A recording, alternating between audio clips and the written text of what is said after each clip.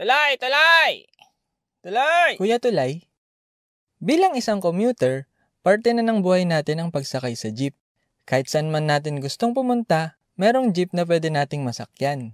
Sa konting barya, makakalayo ka na. Kailangan mo nga lang maging handa sa mga dadanasin mo sa pagsakay ng jeep. Malamang ay naranasan nyo nang sumakay sa jeep na ang sinasabi ng barker ay, "Isa na lang! Yung mga walang jowa o asawa dyan! Yung mga nag-iisa sa buhay! Isa na lang! Aalis na!" Isa pa daw, pero pagpasok mo sa jeep, mukhang puno naman na. Tapos, bigla mo na lang maririnig yung hampas ng barker sa jeep para magsilusugan yung mga pasahero at mabigyan ka ng karapatang makaupo. Naranasan nyo na rin ba yung sa sobrang punuan ng mga jeep, ang choice mo na lang para makasakay sumabit? Naaalala ko pa nung estudyante pa ako. Pauwi na ako nun Kada may dadaang jeep, laging puno. Tila wala na talagang pag-asang makasakay sa loob. Kaya napagdesisyonan kong sasabit na lang ako. Pero pati ba naman sa pagsabit, kailangan mo pa rin makipag-unahan? Para kaming mga zombies nun na humahabol sa jeep. Kahit umaandar, mapapatakbo ka at mapapakapit ka talaga Makasakay ka lang.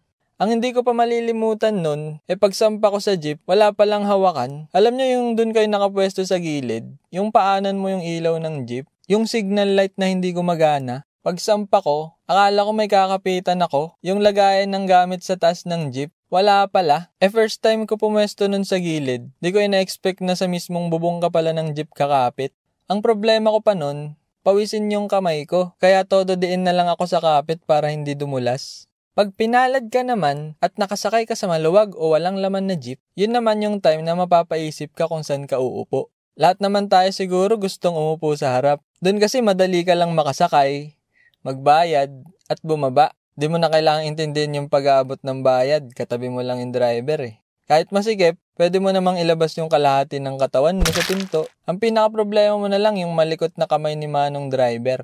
Pagpasok sa jeep, ang isang target mo ring upuan ay yung pinakalikuran. Yan yung paborito ng lahat Yung upuan na para dapat sa mga senior, buntis o may kapansanan para madali silang makasakay at makababa. Pero dahil maluwag, gagawin mo lahat para dun ka makapwesto. Bayad po. Kung may mauna naman sa'yo sa dulo, masaya ka pa rin na pangalawa ka sa dulo. Kasi pag bumaba yung nauna sa'yo, alam mong ikaw yung magmamana ng trono niya. Init! Ang tanging problema mo na lang ay paano mo pipigilan yung tawa mo tuwing may sasakay at mauuntog sa ilaw na bilog. Ang pinaka-iniiwasan naman ng lahat ay yung maupo sa likod ng driver. Actually, yung pangalawa sa likod ng driver. Yun kasi yung pwesto na saktong-sakto lang yung haba ng kamay mo para maiabot yung bayad sa driver. Yung nasa likod ng driver, tago-tago lang Nahirapan ka nang sumakay at malamang mahihirapan ka rin sa pagbaba kasi malayo sa pinto, nakayuko ka pa. Naging assistant ka pa ni kuyang driver. Pwede ba yun ilagay sa work experience sa resume? Habang nasa biyahe ka na, iba-iba rin yung klase ng makakatabi mo. Meron yung mga nakakatulog sa biyahe, tapos maya-maya nakasandal na sa'yo. Pero pag chicks yung sumandal, di nagre-reklamo. Ikaw kuya. Meron naman yung akala mo commercial ng shampoo. Yung hinahangin yung buhok, tapos sakto sa mukha mo, halos makain mo pa yung buhok niya. Tapos yung iba tumatama sa liig mo Ang kate. Meron din yung kung makaupo kala mo dalawa yung binayarang upuan. Bukang-buka, kala mo may dalang itlog ng ostrich Laki ba yan? Malas mo rin kapag doon ka sa looban. Tapos may sumakay pang maraming dala. Mapapaisip ka na lang kung paano ka bababa. Mapapalaban talaga yung flexibility ng katawan mo Hindi rin natin maiiwasan yung mga katabing nakikiselfon. Yung kachat mo yung bebe mo, tapos nahiya ka makita yung tawagan nyo. O kaya naman naglalaro ka, tas ang lala ng score mo.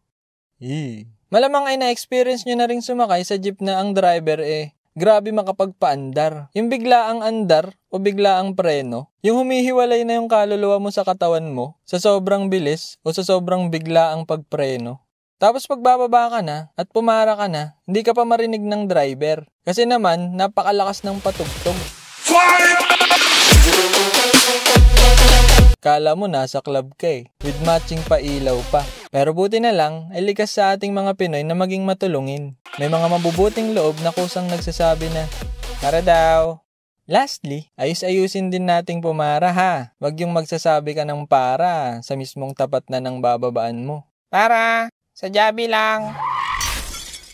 Salamat nga pala sa nag-send sa atin ng fan art. Shout out kay Zane Sajolan. Sajolan? Saholan.